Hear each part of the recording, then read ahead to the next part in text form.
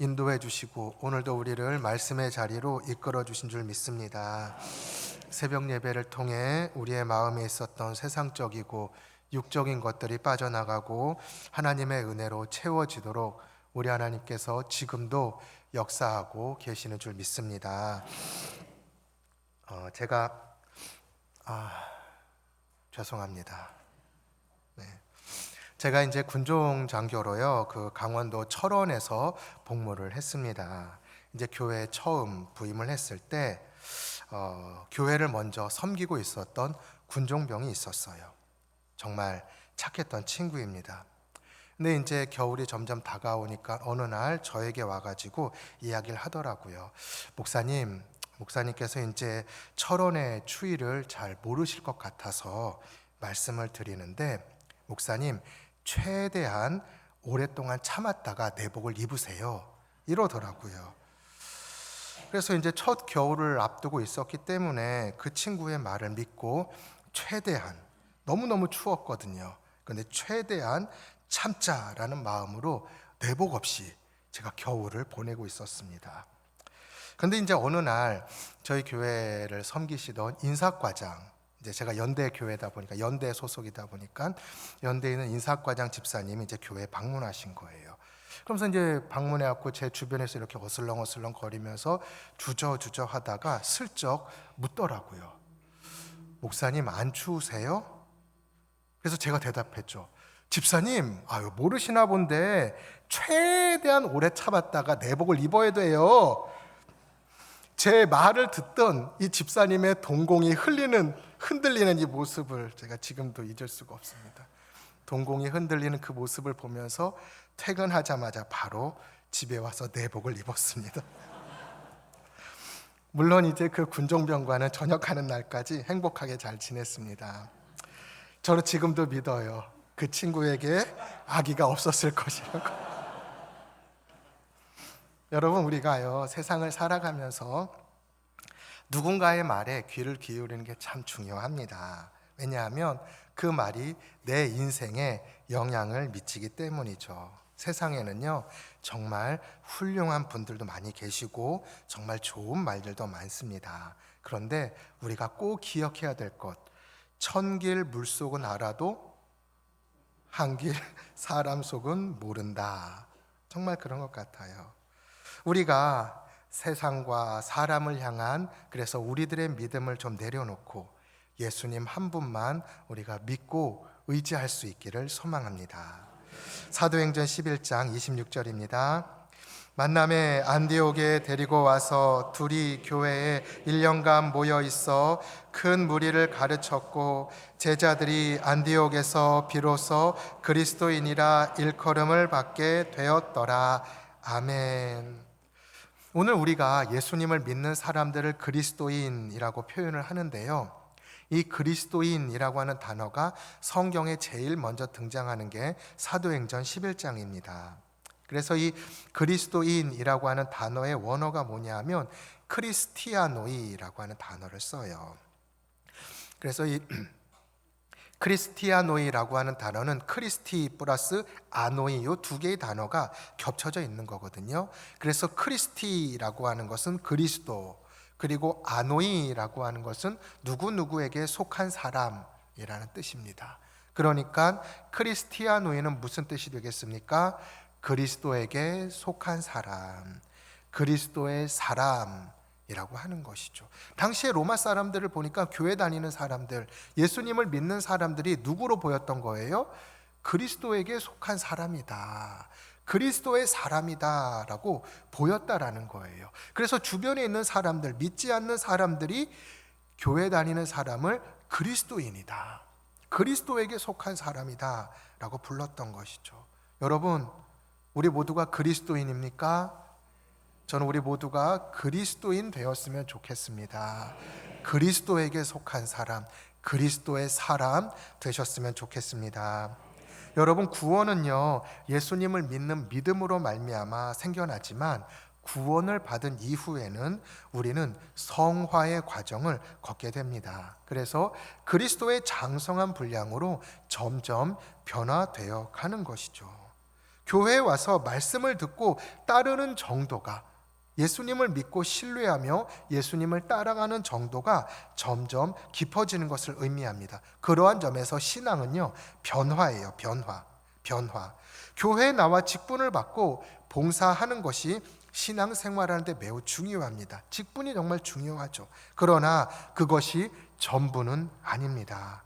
교회에 나와 봉사하며 섬기는 과정을 통해 크리스티아노이, 즉 예수님의 소유로 내가 변화되어 가는 것입니다. 말씀을 들으며 말씀에 내가 물들어가는 거예요. 그래서 내 생각에서 하나님의 생각으로, 내 관점에서 하나님의 관점으로 옮겨가는 것입니다. 그러한 점에서 우리 옆 사람을 축복하겠습니다. 예수님의 말씀으로 변화되세요.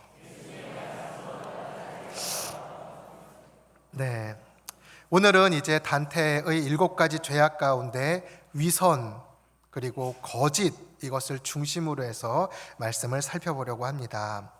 어저께처럼 오늘 본문 말씀도 우리가 너무 잘 아는 내용이죠.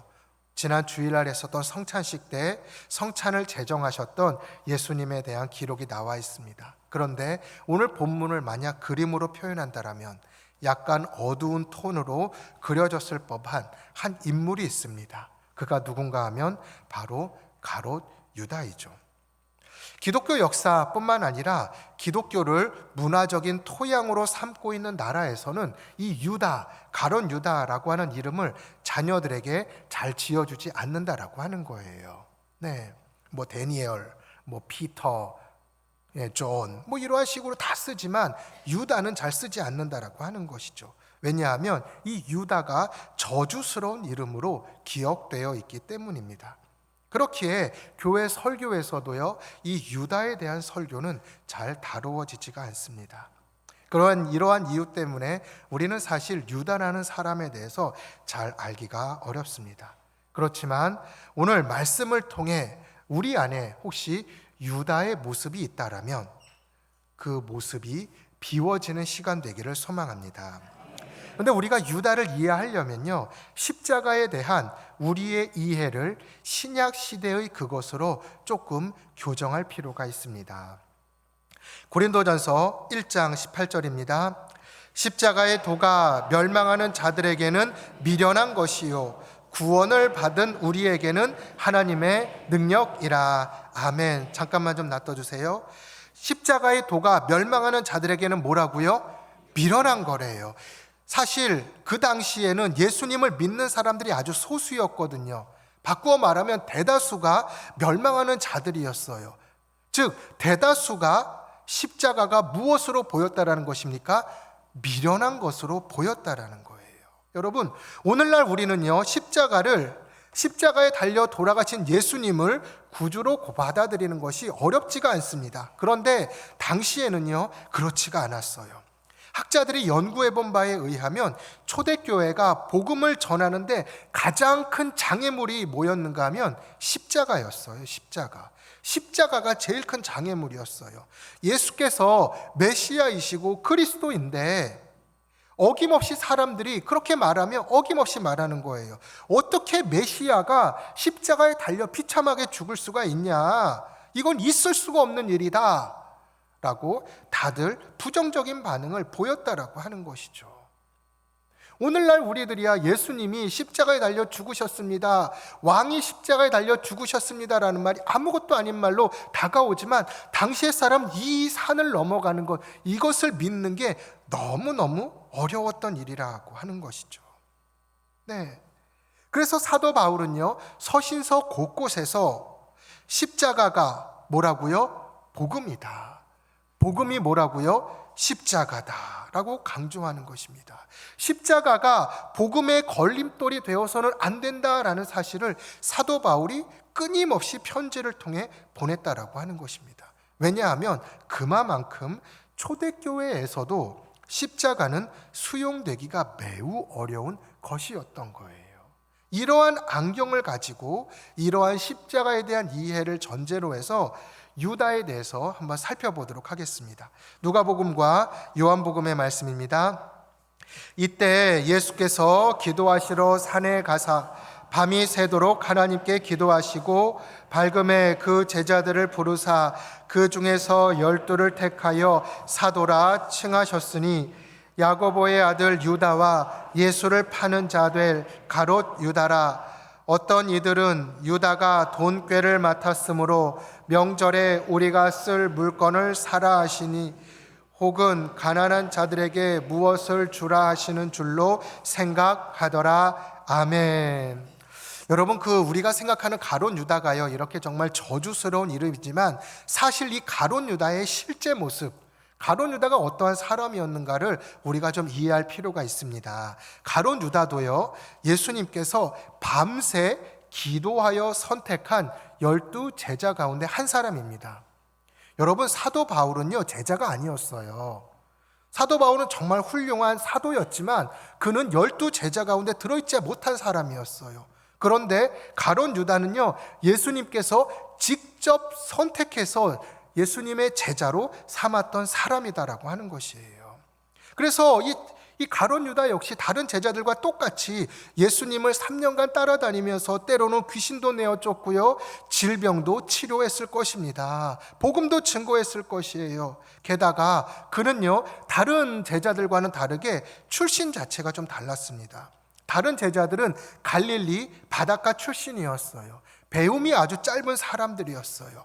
그런데 이 유다는요, 도시 출신이었어요. 세상 물정도 밝았고요, 세상 경험도 아주 풍부했습니다.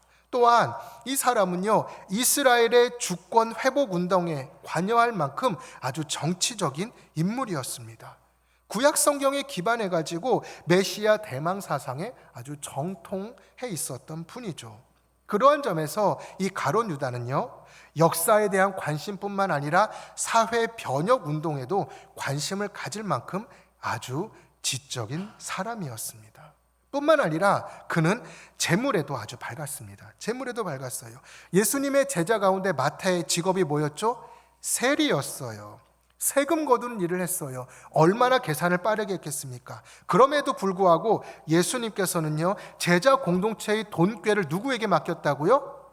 유다에게 맡기셨어요. 예수님은요, 세리 마태가 아니라 유다에게 살림을 맡기셨다라고 하는 거예요. 아무에게나 살림 맡깁니까? 아무에게나 돈꾀를 맡길 수 있습니까? 그만큼 유다에게서 발견되는 어떤 탁월한 면이 있었다라는 것이죠. 예수님이 봤을 때 믿을 만하고, 예수님이 봤을 때 신뢰할 만하고, 예수님이 봤을 때 저 정도면 그래도 우리 공동체의 살림을 할 만해라고 했기 때문에 맡기지 않았겠습니까? 이런 유다의 모습을 한마디로 요약하면 예수님 아주 가까운 곳에서 사역했었던 선택받은 제자라고 하는 것이죠. 바꾸어 말하면 예수님으로부터 사랑과 관심을 받았던 사람이라고 하는 것입니다. 그런데 그의 실체를 한번 살펴보도록 하겠습니다. 본문 21절로 23절입니다. 그들이 먹을 때 이르시되 내가 진실로 너희에게 이르노니 너희 중에 한 사람이 나를 팔리라 하시니 그들이 몹시 근심하여 각각 여짜오되 주여 나는 아니지요. 대답하여 이르시되 나와 함께 그릇에 손을 넣는 그가 나를 팔리라. 예수를 파는 유다가 대답하여 이르되 랍비여 나는 아니지요. 대답하시되 내가 말하였도다 하시니라. 아멘. 여러분, 그런데요, 이 유다가 거짓과 위선의 가면을 얼마나 잘 쓰고 있었는가가 본문 속에 나타납니다.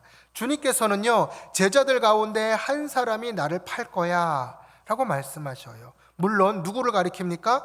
유다를 가리키고 하시는 말씀이셨어요. 그럼에도 불구하고 제자들 가운데 어떠한 한 사람도 유다를 떠올리는 사람이 있었어요? 없었어요? 없었어요. 아무도 몰랐어요. 모두가 불안한 마음에 누가 그런 상상할 수 없는 일을 할 수 있어? 라고 하면서 혼란스러워서 서로가 서로의 눈치만 보고 있었던 거예요. 예수님께서 유다를 지목하니까 유다가 이제 또 대답합니다. NIV 성경을 가지고 번역해 보면 이렇게 물어보는 거예요. 랍비여, 정말로 저는 아니죠. 라삐요, 저는 정말로 아니죠. 이 뒷페이지 좀 보여주세요. 23절입니다. 라삐요, 저는 정말 아니지요 라고 이렇게 여쭈어 보는 것입니다. 여러분, 이러한 질문은 무엇을, 어떠한 대답을 기대하면서 하는 겁니까? 그럼 너는 아니야 라는 대답을 기대하면서 물어보는 것 아니겠습니까? 즉 유다는요, 자신의 배반과 계획을 전적으로 부인하는 아주 위선적인 모습을 보여주고 있는 것입니다. 그리고 그가 쓴 이 위선과 거짓의 가면이 얼마나 교묘했는지는요, 그 다음 구절을 통해서 확인할 수 있습니다. 예수님께서 뭐라고 말씀하십니까? 내가 말하였도다. 라삐요, 나는 아니지요 라는 말에 네가 말했잖아 라고 말씀하시면서 네가 배반할 거 내가 알고 있어 라고 주님이 말씀하신 거예요. 이것을 어디에서 말씀하신 겁니까? 12 제자들과 같이 앉아있는 데서 말씀하신 거예요. 그러면 제자들 사이에서 술렁술렁 거리면서 가룟 유다가 뭔 일 있어? 이러한 말들이 나와야 되지 않습니까? 그런데 그 다음 구절을 보게 되면 전혀 반응을 보이지 않는다라고 하는 거예요. 예수님의 말씀이 오해될 만큼 유다는요, 철저하게 자신의 모습을 숨기고 심지어는 제자들 속에 있었다라고 하는 것이죠. 제자들 가운데 어느 누구도 유다의 실체를 알지 못했지만 예수님만 유다의 실체를 알고 계셨죠. 그럼에도 불구하고요, 예수님은요, 이 가룟 유다가 그 편견과 거짓의 갑옷을 벗고 예수님을 그리스도라 고백하기를 원하셨어요. 그래서 예수님은요, 마지막 순간까지 최선을 다해서 노력을 하셨죠. 요한복음 13장을 보게 되면요, 예수님께서 제자들의 발을 씻기는 모습이 나타나요. 예수님께서 제자들을 쭉 앉혀놓고 한 명 한 명 12 제자의 발을 하나하나 다 씻기실 때마다 한 명 한 명 가다가 어느 순간 누구의 발을 만나겠습니까? 유다의 발을 만났을 거예요. 여러분, 예수님께서 유다의 발은 에이씨 하면서 건너뛰셨겠어요? 여러분의 상상에 맡기겠습니다. 세족식이 끝나고 나서 제자들과 함께 마지막 만찬을 나누는 자리였어요. 한 명 한 명 제자들에게 빵을 떼어 주시다가 유다 앞에 가는 순간 이거 먹고 배 터져라 그러셨겠습니까? 아니에요. 예수님은요, 유다가 배신할 것을 다 아셨지만 그래도 마지막까지 네가 회복됐으면 좋겠다, 네가 변화됐으면 좋겠다, 네가 내가 누구인지를 좀 알았으면 좋겠다라는 생각을 하시면서 다른 제자들처럼 똑같이 발을 씻겨주셨고 똑같이 그에게 주님의 몸과 피를 나누어 주셨습니다. 그럼에도 불구하고 마태복음 26장 49절로 50절 말씀입니다. 곧 예수께 나와 라삐여 안녕하시옵니까 하고 입을 맞추니 예수께서 이르시되 친구여 내가 무엇을 하려고 왔는지 행하라 하신대 이에 그들이 나와 예수께 손을 대어 잡는지라. 아멘.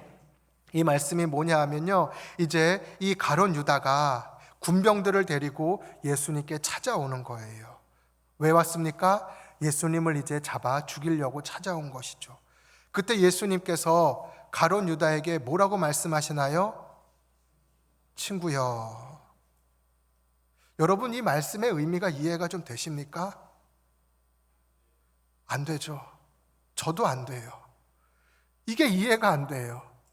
예수님이요, 사랑하는 누구였습니까? 아끼는 제자였어요. 소중하게 여기는 제자였어요. 내 가까운 곳에서 돈괴를 맡겨놓을 만큼 믿고 신뢰하고 있었던 그 제자가 이제 자신 앞에 와가지고 그에게 마지막 키스하면서 이 사람이 예수입니다 라고 로마 병정들한테 고자질하고 있는 장면이에요. 이제 예수님은 이 마지막 키스와 함께 어디로 끌려갑니까? 십자가로 끌려가야만 하는 거예요.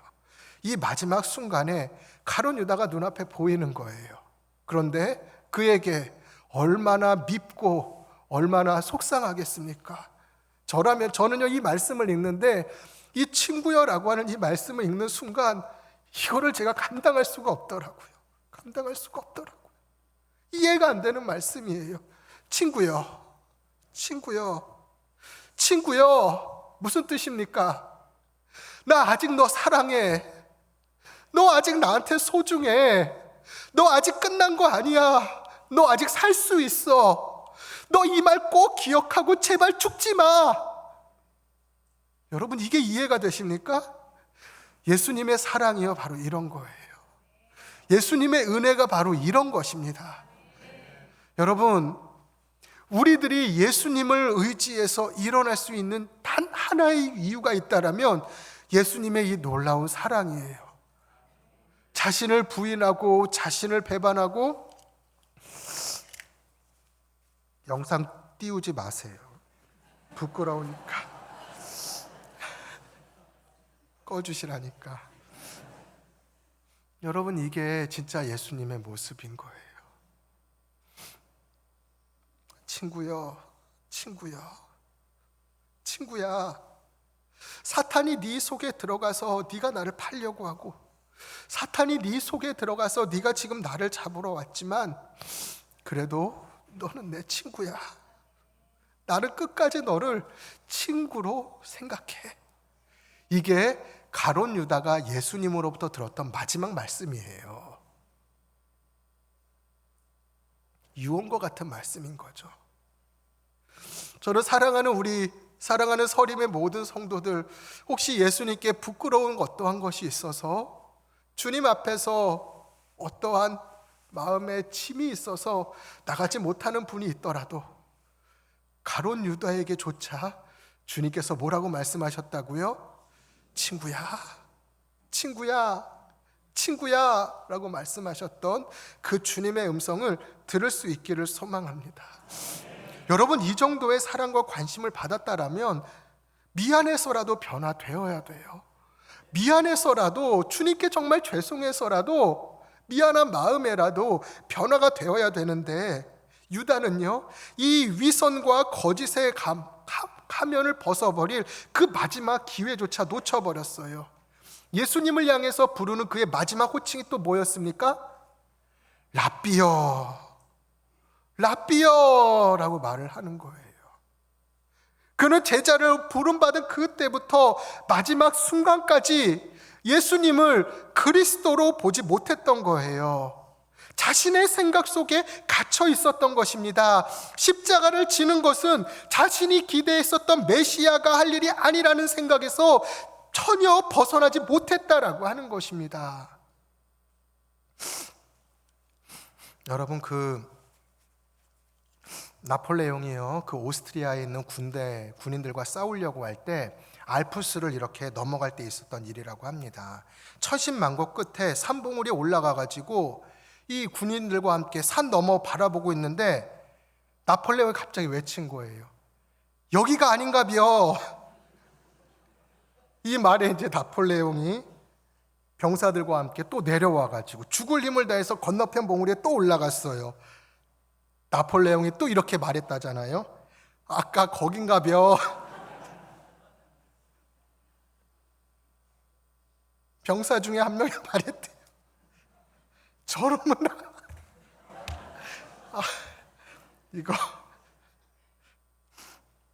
이거 아내랑 같이 어저께 많이 연습했는데, 저놈은 나폴레옹이 아닌가벼.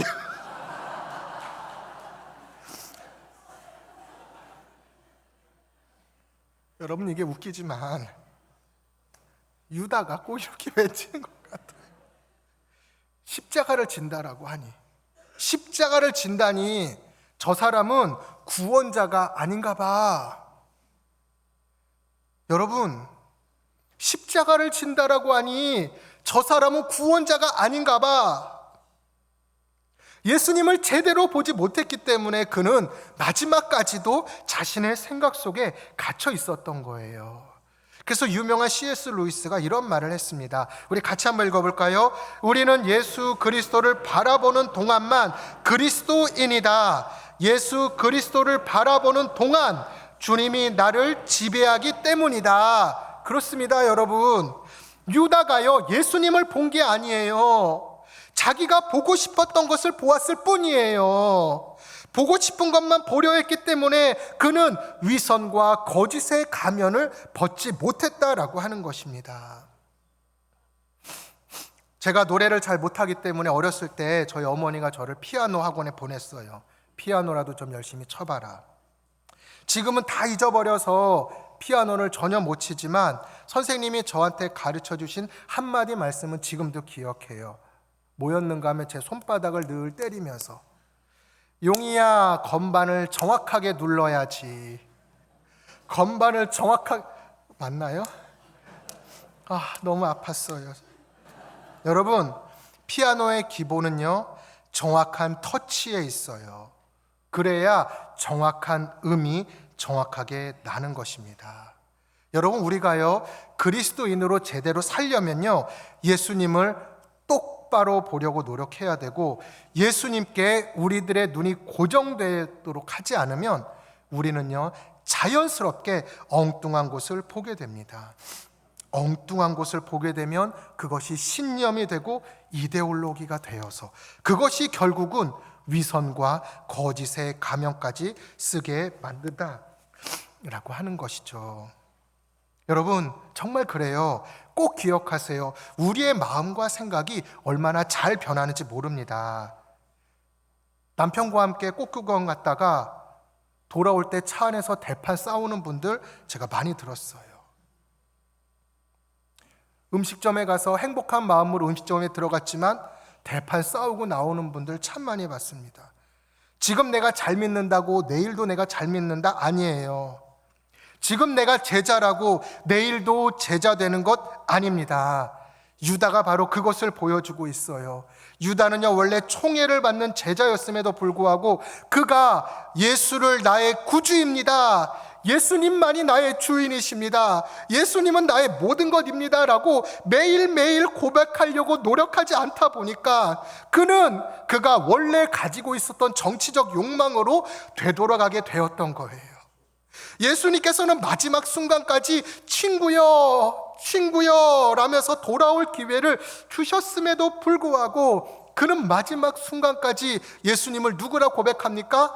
라삐여라고 고백하는 것입니다. 그렇기에 이러한 유다의 삶에 대해서 사도행전 1장 25절에 이렇게 말씀합니다. 유다는 이 직무를 버리고 제 곳으로 갔나이다. 너무 마음 아프지 않습니까?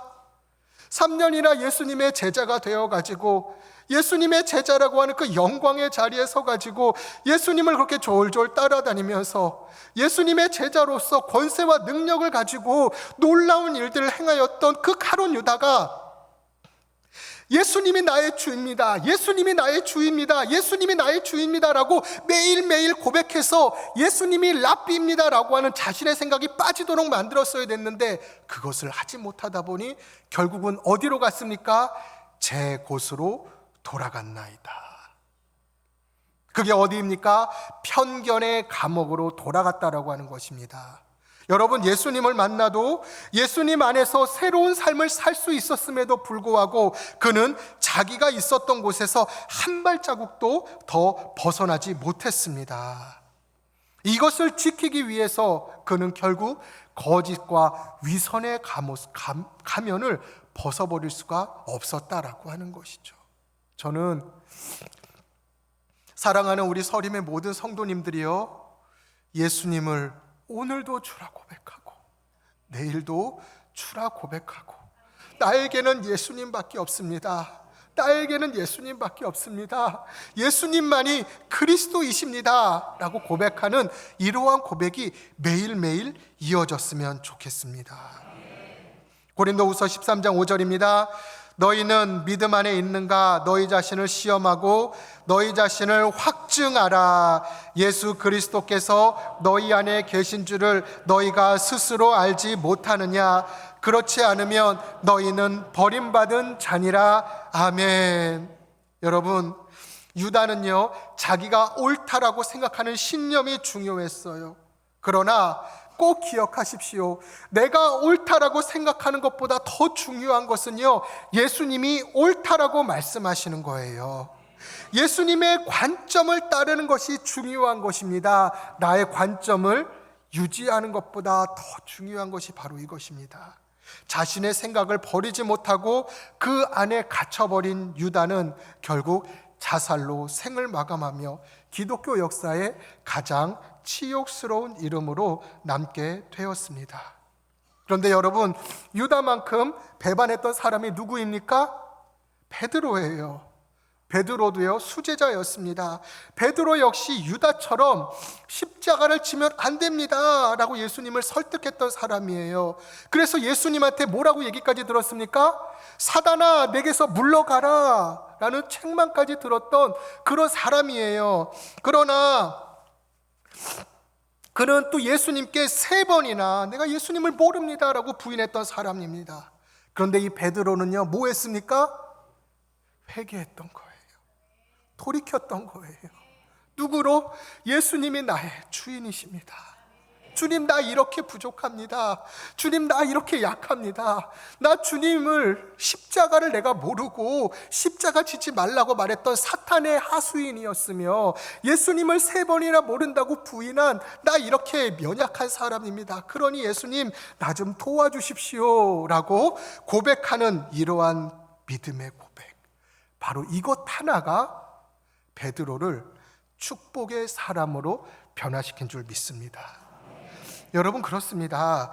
위선과 거짓의 가면을 쓰고 있어도 주님께는 괜찮아요. 아무리 잘못해도 괜찮아요. 부족해도 괜찮아요. 왜요? 주님은 아직도 나에게 뭐라고 말씀하시기 때문에 친구야, 괜찮어. 친구야, 괜찮어 라고 말씀하시기 때문에 주님이 우리들에게 요구하시는 것 딱 하나밖에 없어요. 내가 너의 그리스도니? 내가 너의 구세주니? 내가 너의 죄를 위해서 죽은 사람 맞니? 너 그거 믿을 수 있니? 라고 지금도 말씀하고 있는 것입니다.